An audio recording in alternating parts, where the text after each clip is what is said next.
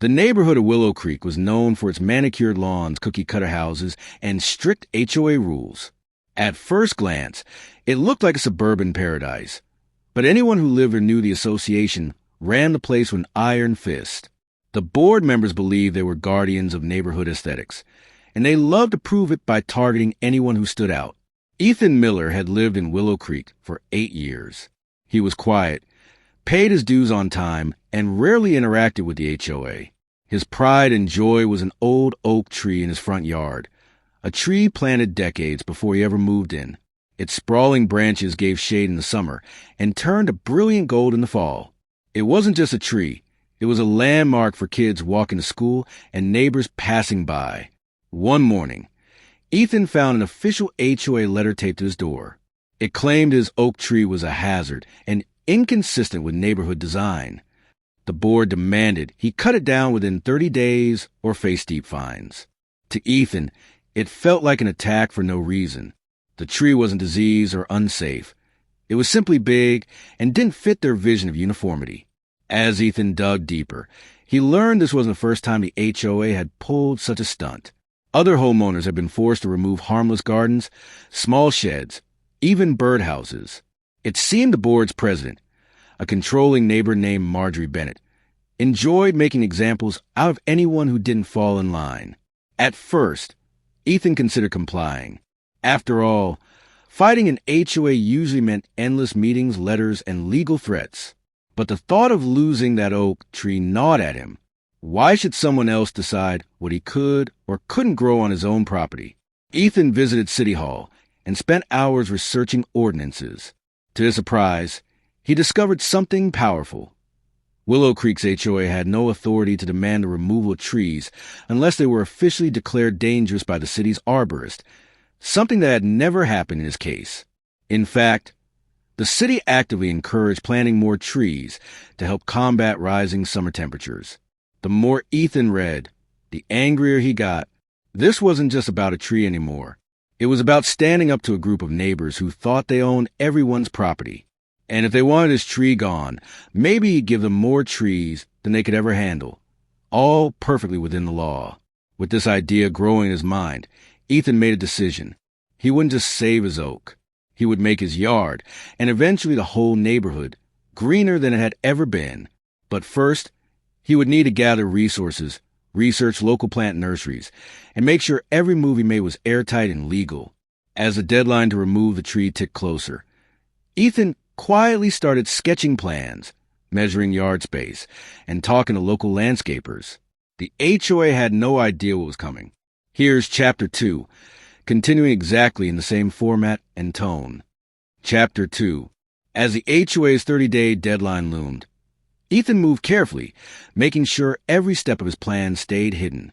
He spent evenings combing through nursery catalogs, selecting tree species approved by the city and resilient enough to thrive in suburban soil. Maples, dogwoods, redbuds, each one beautiful, non-invasive, and entirely legal to plant without HOA permission. The first order of business was protecting his beloved oak. Ethan called the city's arborist and scheduled an inspection, explaining his concern that the HOA might falsely label the tree a hazard. The inspector came, examined the oak thoroughly, and filed an official report declaring it healthy and structurally sound. This document would become Ethan's shield. While the HOA kept sending letters threatening daily fines, Ethan quietly hired a landscaping crew. He instructed them to wait until he gave the green light, but they walked the property and prepared to install dozens of trees almost overnight. The crew admired his boldness. They had seen HOA disputes before, but nothing like this. Meanwhile, Marjorie Bennett, the HOA president, had grown impatient. She prided herself on maintaining order, and Ethan's silence infuriated her. She told neighbors that his oak was ugly and dangerous, convincing them he was lowering property values. At HOA meetings, she rallied support to escalate enforcement. What she didn't know was that Ethan attended those meetings quietly, taking notes, learning how the board operated, and who could be swayed. By week 3, Ethan was ready to strike. He ordered 50 young trees from a reputable nursery, all paid for in cash to avoid HOA tracking. He scheduled their delivery for the morning after the HOA's compliance deadline, the very day they planned to issue their first fine. As trucks rolled in carrying saplings, wheelbarrows, and soil, curious neighbors came outside to watch. The sight of so many trees being unloaded created a stir. Some whispered in amusement, others in concern. Word spread fast, and soon Marjorie herself showed up, arms crossed, demanding answers. Ethan kept his cool, showing her the city arbor's report and citing local ordinances that guaranteed his right to plant on his property. The HOA's threats bounced off him like rain on leaves. Every hole dug, every root ball placed in the ground was another act of defiance, and another reminder to the HOA that they had no control over his yard. By nightfall, Ethan's one simple lawn had transformed into a mini arboretum. 50 saplings stood proudly beside the towering oak they had tried to destroy. Marjorie stormed away, furious, but Ethan knew this was only the beginning. The HOA wouldn't back down quietly. If they couldn't remove the trees, they'd try to find another way to break him, and Ethan was ready for whatever came next. Sad face. The morning after the saplings were planted, Willow Creek woke to a buzz of curiosity and outrage. Ethan's one simple yard had been transformed into a miniature woodland. Neighbors walking their dogs slowed down to stare, some in quiet admiration, others in visible irritation. Photos flew through text chains and community forums. To some, Ethan had become a folk hero. To others, he was now the neighborhood villain who dared to challenge Marjorie Bennett and her tight grip on the HOA.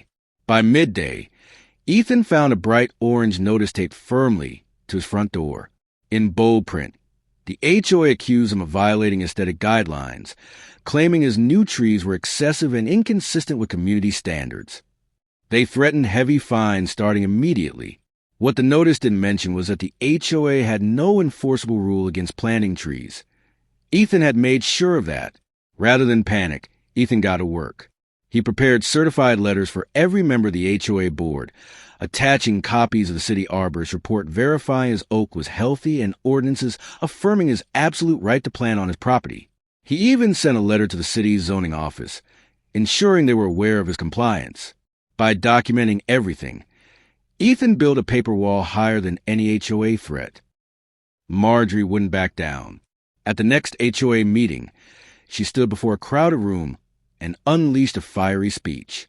She called Ethan's yard a disgrace to Willow Creek, claiming it would ruin property values and set a dangerous precedent. She vowed to amend the bylaws to limit what homeowners could plant. Yet to pass such an amendment required a neighborhood-wide vote, and this time the crowd wasn't cheering her on. Several residents spoke up, questioning why the HOA was wasting time policing harmless landscaping choices. Others shared how they, too, had been unfairly targeted for things as trivial as flower boxes or mailbox colors. Ethan sat in the back, silent but attentive, watching support for Marjorie fracture in real time. Within days, the fight turned uglier. Someone filed an anonymous complaint with the city, falsely claiming Ethan's oak tree was diseased and dangerous. The city inspector came again, examined the tree carefully, and issued a second clean bill of health. This time, Ethan publicized the report, sending copies to every neighbor. It exposed the HOA's dishonesty, eroding what little credibility they had left. Meanwhile, Ethan documented everything. Every letter, every threat, every petty move. He compiled an ironclad file thick with evidence of harassment. If they tried to sue him, he would bury them in proof of wrongdoing.